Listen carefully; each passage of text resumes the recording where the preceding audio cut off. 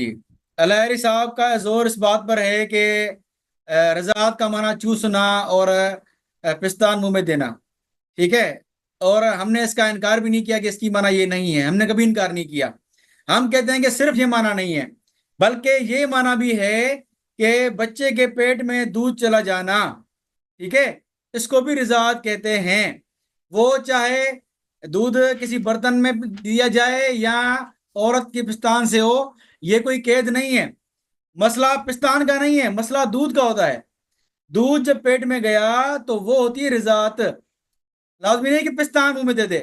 اگر الہری سے میرا سوال ہے، الہری صاحب آپ جواب دیجیے گا اپنے ٹرن میں، کہ اگر شیعہ عورت کسی بچے کو منہ میں پستان دیتی ہے لیکن دودھ نہیں آتا، بچہ 2 سال سے کم ہے، دودھ نہیں آتا، عورت نے پستان دے دیا اور بچے نے چسکے لے لیے، دودھ پھر بھی نہیں آیا، اب رضاعت ہے یا نہیں، اتنا بتائیں مجھے آپ، ٹھیک ہے؟ یہ آپ جواب دیجیے گا کہ عورت اگر پستان دے دیا منہ میں لیکن دودھ نہیں آیا تو یہ رضاعت ہے یا نہیں ہے، ٹھیک ہے؟ کیونکہ پستان منہ میں دینا یہ لازمی نہیں ہے، لازمی ہے کہ اس عورت کا دودھ پیٹ میں جائے اور وہ غذا بنے اس کی، یہ ہے رضاعت۔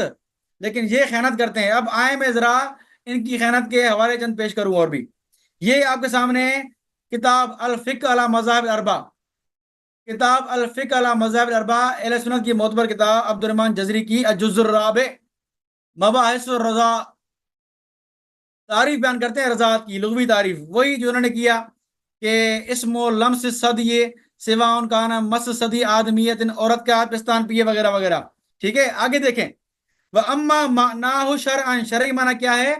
فَهُوَ وُصُولُ لَبَنِ آدْمِيَّةٍ إِلَى جَوْفِ طِفْلٍ لَمْ يَزِدْ سَنُّهُ عَلَى حَوْلَيْنِ، اور شرعاً شرعی طور پہ رضاعت کا معنی کیا ہے کہ عورت کا دودھ بچے کے پیٹ میں چلا جائے، بچے کے پیٹ میں جائے، لازمی نہیں کہ وہ ڈائریکٹ پستان ہی دے، ٹھیک ہے؟ 2 سال سے کم بچہ ہو اور اس کے پیٹ میں دودھ جائے، یعنی پیٹ میں دودھ جانا یہ بھی رضاعت ہے شرعی طور پر، شرعی طور پر۔ یہ لغوی بات کر رہے ہیں لیکن شرعی تعریف بھی بیان کر رہے ہیں۔ شرعی تعریف بتائیں، شرعی تعریف، شرعی تعریف یہ ہے کہ بچے کے پیٹ میں عورت کا دودھ جائے، ٹھیک ہے؟ یہ شرعی تعریف۔ اب یہاں قید پستان کی نہیں ہے، برتن میں بھی ہو سکتا ہے۔ یہ تو خیانت کر رہے ہیں، زبردستی پستان کو بیچ میں لا رہے ہیں، پتہ نہیں کیا شوق ہے ان کا، بیچارے حسرت سے مرے، پتہ نہیں کیا حسرت ان کی ہے، حسرت پوری نہیں ہو رہی ان کی پستان لینے کی، ٹھیک ہے؟ تو آپ ذرا بات پوری کیجئے گا، ٹھیک ہے؟ تو ادھوری بات نہیں کیجئے کتب اہل سنت سے۔ اور میں نے رضاعت کا معنی امام جعفر سے بیان کیا اور کہا وجور سب، یہ بچے کا جو ہے پیٹ میں دودھ کا جانا یہ کیا ہے؟ رضاعت کی جگہ پر ہے، یعنی رضاعت میں وجور بھی شامل ہے، یعنی بغیر پستان کے بھی رضاعت شامل ہے۔ آپ انکار کر رہے ہیں، آپ کہہ رہے ہیں کہ صرف اور صرف پستان دینا، لیکن امام جعفر نے کیا کہا؟ وجور بمنزل رضا ہے، یعنی رضاعت میں بغیر پستان کے دودھ بھی شامل ہے، امام جعفر کا فتویٰ ہے، لیکن یہ کہہ رہے ہیں کہ نہیں، پستان ضروری ہے۔ اب مجھے بتائیں امام جعفر کی مانیں ان کی مانیں؟ تو امام جعفر، جعفری مذہب والے وہ امام جعفر کی مانیں گے، جو امام جعفر کی نہیں مانتے وہ ان کی مانیں گے، بھلے یہ کسی کی اپنی پسند ہے، ٹھیک ہے جی؟ اچھا، جو روایت پڑھ رہے ہیں کیا کہ لا تحرم المست والمستان، ٹھیک ہے، کہ نہیں حرام کرتے 1-2 چسکے، اگر بچے نے 2 چسکے لے لیے کسی عورت کے وہ حرام نہیں کرتے، ٹھیک ہے؟ تو ہم نے کب کہا حرام کرتے ہیں؟ ہم نے کبھی کہا ہی نہیں ہے، ہم اس کا انکار ہی نہیں کیا۔ اگر بچہ 2 چسکے لیتا ہے، ڈائریکٹ لیتا ہے، تب بھی حرام نہیں ہوتا، 10 لیتا ہے تب ہوتا ہے، لیکن بچے کی بات چل رہی وہاں، ٹھیک ہے؟ جوان مرد کی بات نہیں چل رہی۔ وہاں رجل دکھائیں ذرا آپ، وہاں رجل کرے نا، وہاں رجل دکھائیں ذرا آپ، وہاں رجل آپ کو بھول گیا ہے، ٹھیک ہے؟ وہاں آپ کو رجل ہی پتہ نہیں کیا چلا گیا ہے۔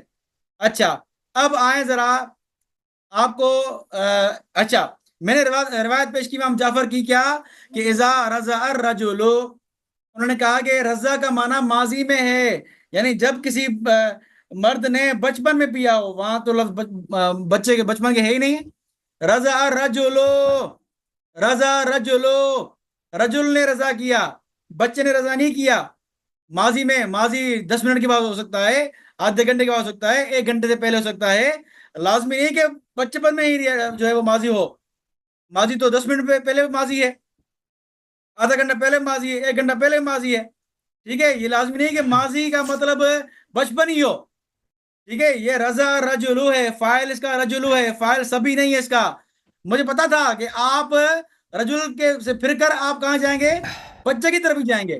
مجھے آپ کہہ رہے تھے نا بچے کی طرف مت جانا مت جانا, خود چلے گئے آپ.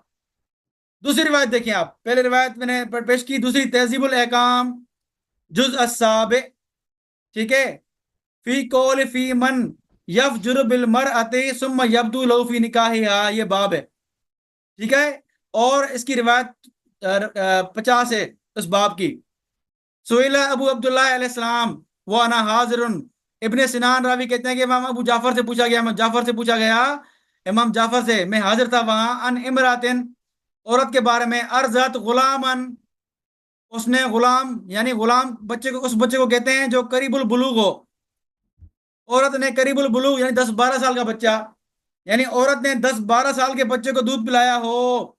لہا من لبنیہا حتی فتمت ہو حل یحل لہا بیعہ, یہ عورت نے اگر 10-12 سال کے بچے کو جو دودھ پلایا تو کیا اس کا بیچنا جائز ہے؟ اب مجھے بتائیں کہ شیعہ عورت 10-12 سال کے بچے کو دودھ پلا رہی ہے, غلام کہتے ہیں 10-12 سال کے بچے کو جو قریب البلوغ ہو.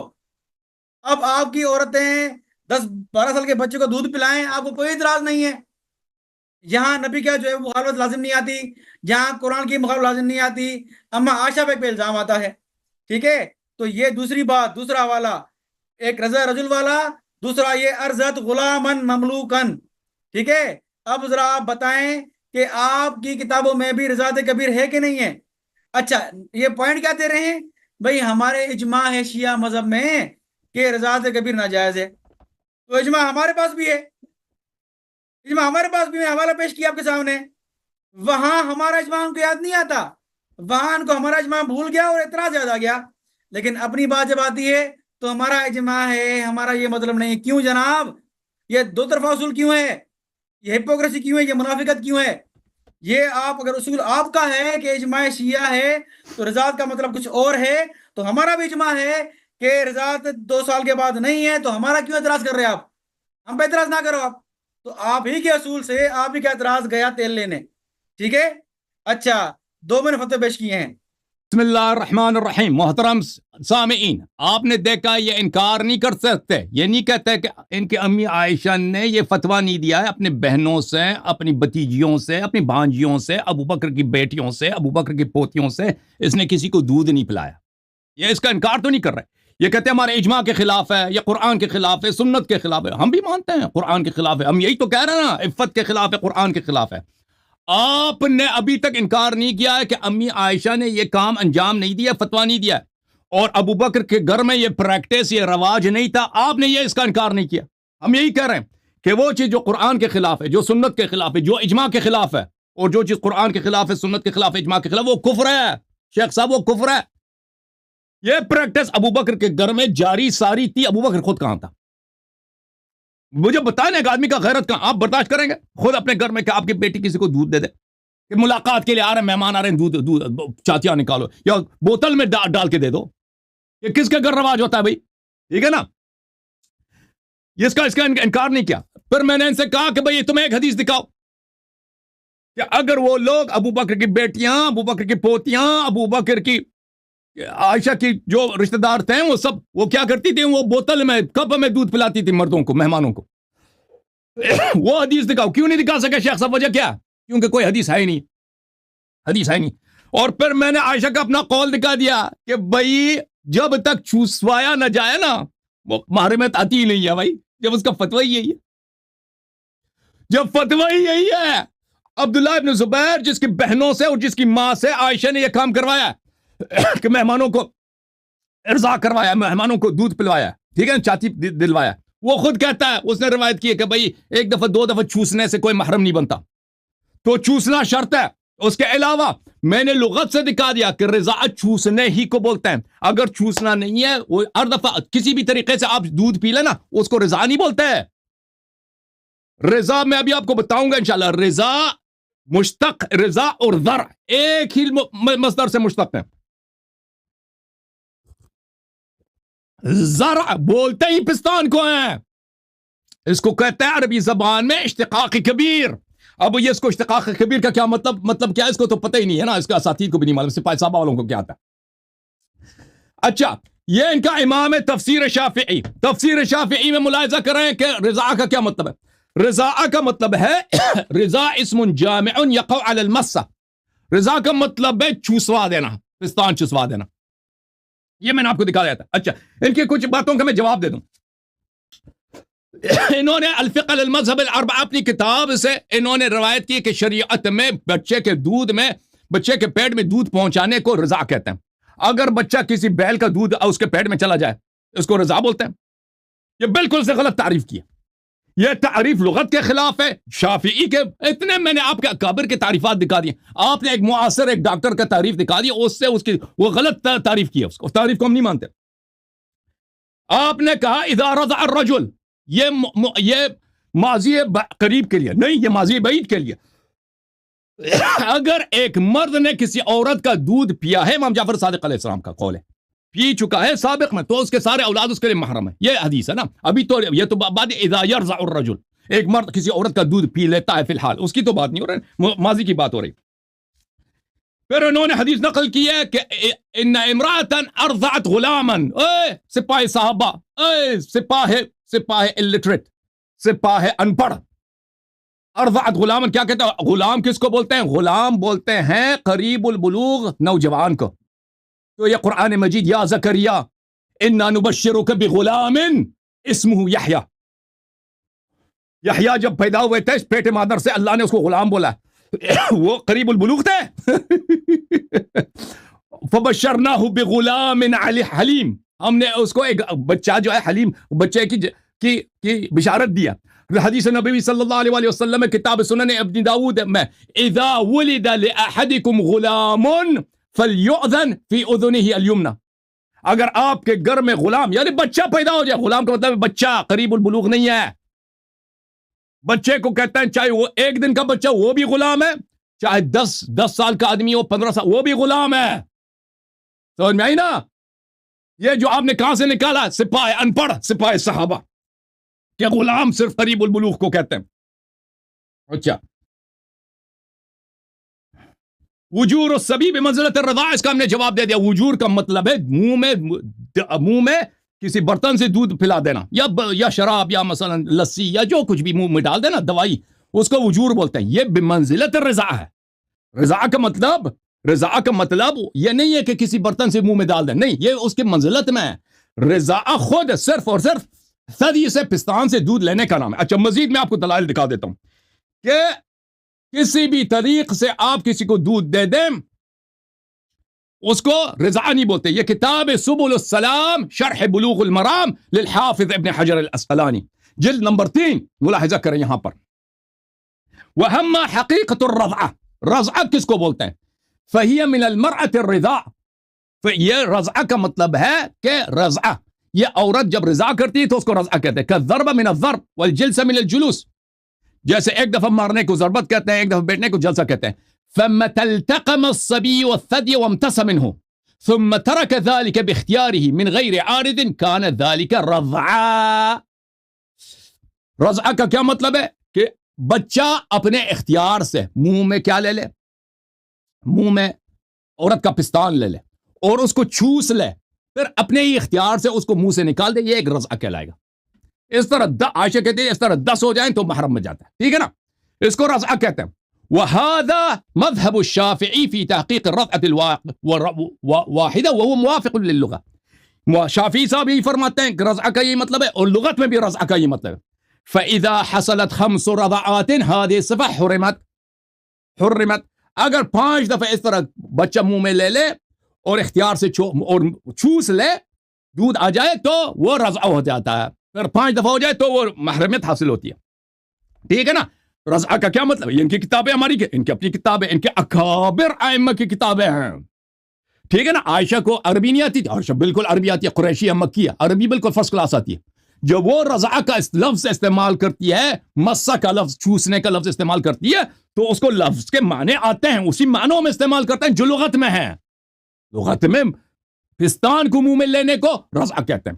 نيل الأوتار من أسرار منتقى الأخبار تأليف محمد بن علي الشوكاني جلد نمبر 12 چاپ دار ابن الجوزی الرضعہ رضعہ کس کو بولتے ہیں صفحہ نمبر کون سا ہے بھائی 615 ہائے ہائے سپاہ صحابہ تیری شامت دیکھ لینا یہ المرہ من الرضا ایک دفعہ رضا کو رضعہ بولتے ہیں اچھا فمتى التقم الصبي الثدي فامتص منه جب بچہ منہ میں پستان لے لے اور اس کو چوس لے ثم تركه باختياره لغير عارض اور اپنے اختیار سے بغیر کسی منع کے اس پستان کو منہ سے نکال دے یہ اس کو کہتے ہیں ایک رضا اس دفعہ یہ رضا بولتا ہے رضا یہ کہ منہ میں لینا شرط ہے بھائی وہ کب سے نہیں ہوتا کب سے نہیں چلتا اور سپاہ صاحب یہ تیرا امام ہے ابن تیمیہ مجموعۃ الفتاوی ابن تیمیہ الحرانی اب یہ بھی شیعہ تو نہیں ہے نا ابن تیمیہ جزء الرابع والثلاثون الرضع رضع کس کو بولتے ہیں ان يلتقم الثدي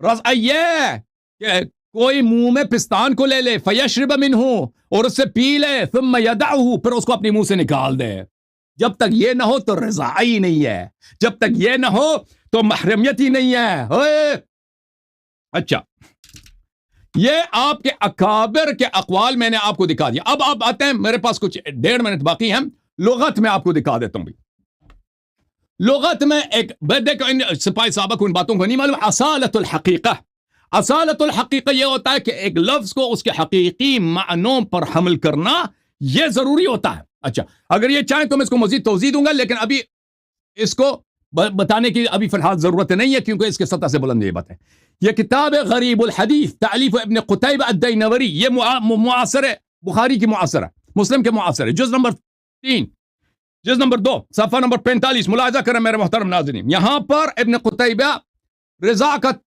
تعریف کر رہا ہے الرضا ان يمتص الصبي من الثدي رضا اس کو بولتے ہیں کہ سبی منہ میں چوس لے بوتل شوتل نہیں چلتا بھائی منہ میں یہ رضا کی حقیقت ہی یہی ہے کہ منہ میں لے لے فَإِذَا فُصِلَ اللَّبَنَ مِنَ الثَّدِي فَأَوْجَرَهُ السَّبِيُّ أَوْ أُودِمَ لَهُ بِهِ أَوْ دِيفَ لَهُ فِي الدَّوَاءِ أَوْ سَقِيَهُ أَوْ سُعِتَ بِهِ لَمْ يَكُنْ رِضَاعًا اگر دیکھو اب اس نے واضح کر دیا کہ اگر دیکھو یہ ابن قتیبہ دینوری بخاری کا معاصر ہے کہتا ہے اگر دودھ کو کپ میں نکال کے اس کے منہ میں ڈال دیں یا اس کے ناک میں ڈال دیں یا دوائی میں ملا کر اس کو پلایا جائے یا اس کے کھانے میں ملا کر بچے کو دیا جائے یہ رضا نہیں ہے یہ دیکھو یہ تصریح ہے اگر وجور ہو یا اس کے کھانے میں ملایا جائے اس کے دوائی میں ملایا جائے اس کو کسی برتن میں پلائے یہ رضا ہے ہی نہیں جی